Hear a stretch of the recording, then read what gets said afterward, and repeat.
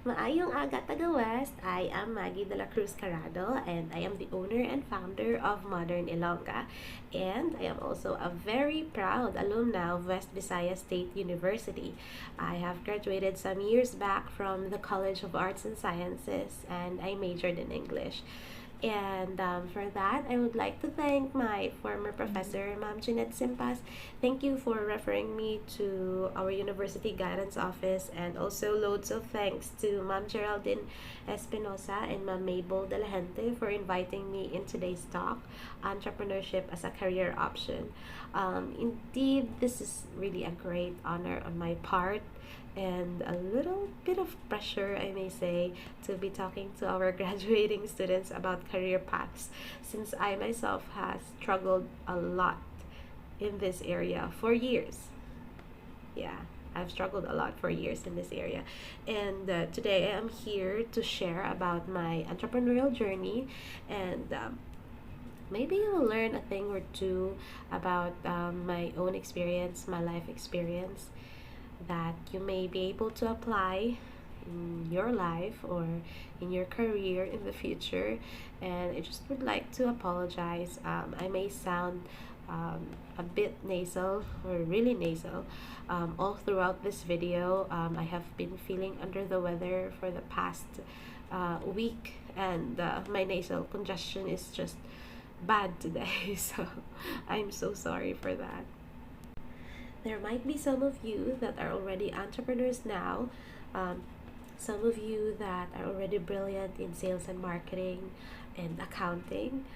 You can teach me. But that's just the tip of the iceberg. Entrepreneurship is more than that. Entrepreneurship is having to encourage yourself to get back up again when everything else fails, to try again and fail, and to try again, to do something out of the ordinary, and to believe in yourself when no one else would. Just like not all of us can be lawyers and educators or doctors, there are also people that are designed to be model employees, and there are people like me who doesn't fit in the mold. So I made my own. And let me tell you, it's okay to make your own path. With a bachelor's degree in English, my family actually expected me to be confined in the walls of the academe. Fate, however, led my path somewhere else, and I would say it was actually a decision that I have to make, because I have been an employee for more than half of my life, and I feel like I am stagnant. I felt trapped in jobs that I am not happy about, and my parents were against the idea of me doing business because it isn't stable. If you're from a very poor family, you would know that employment equals stability, and I don't like that. Work has always been what I was doing to survive, and I juggled work and school to finish my degree. And when I graduated, I again have to work to fend for myself, and I realized that I was not happy. I was like dragging myself to work because of salary, and I have no sense of fulfillment. You would actually get to a point of your life where you question the decisions that you make. I also find it very hard to fit in, because I am a very introverted person. I don't like the spotlight and crowds, and being in a room full of people, I would feel like I'm suffocating, and I would always immerse myself in books and other activities that aren't part of the job. And of course, I get reprimanded by it. I deserve it because I'm doing things that aren't part of the job description. And for a time, I actually felt lost, and it's sad. And it took me a while to finally jump in the entrepreneurial bus at the age of 32. As what they always say, entrepreneurship is not for everyone. I started with the belief that I can make an impact to my community. I have this thinking that maybe I can make this world a bit better, one person, one art at a time, and that is what I have in mind when I first started my business. And when I was thinking about that idea, it actually made me very happy. It was never about making profits. It was always about how can I make a difference in these people's lives? How can I help them? How can I add value to them, to their work, to their art, and to their skill? And that's when I ventured into the creative realm of handicraft production and merchandising. I set it up Modern Ilongga last 2019 with only 3,000 pesos as my initial capital, and that is used for the business name registration and a little expenses. We first went viral when Rabia Mateo won the Miss Universe Philippines 2020 crown, and we collaborated with an Ilongga artist, Dan Dan, to paint her winning face on our banig bag. And this actually triggered wide public interest in our bags. After that, we are supported by Corina Sanchez. Our bag was actually featured in her show, and we are also supported by Deputy Speaker Lauren Legarda. And our brand went viral when she featured our bag in Tony Talks and mentioned our name, which made me very proud at that time. I wanted Modern Ilongga to be a sustainable company, so Modern Ilongga's mission is to advocate the use of locally made handicrafts. And while we do that, we uplift the lives of the weaving communities and the local artists and artisans that we collaborate with. And singular to Modern Ilongga, we have a very strong collaboration and partnership with our Ilonggo and Ilongga artists and artisans, and as well as designer. And with their help, we are able to elevate the aesthetic value of the local handicrafts that we have right now. Um, since we started, the company has faced a series of hurdles, and maintaining a steady financial situation has been one of the struggles, since we are still a startup, and the business actually took a hit last year when our sales dropped, when two of our big overseas clients canceled their bulk orders, and the events were actually canceled because of prolonged pandemic. And the downturn in fortunes at that time was just hard. Uh, One of my closest friends actually copied the business, and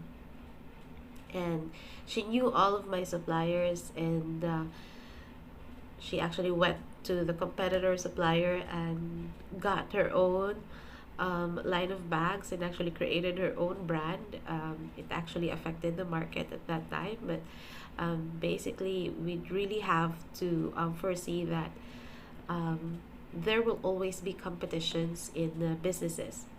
And the hard part was we don't want to compete with our friends. We're actually expecting a competition from a stranger. And that was the hardest part for me. And that wasn't the only eye-opening experience that I've had. There's one artist that we've collaborated with that actually started her own line of business the same as ours. And at that time, I really hadn't thought that it was necessary for the people working with me to sign a confidentiality or a non-disclosure agreement, because at first I thought it was understood that it was not appropriate to reproduce the work of the company that you had commissioned. And I have always shared the spotlight with them. The the mistake that I did was, since I shared the spotlight with them, the customers actually went directly to the artist, and that actually triggered the downturn. And I have learned so much from these experiences that I am now taking every precaution to avoid similar situations arising in the future. And in every challenge, there is always a victory.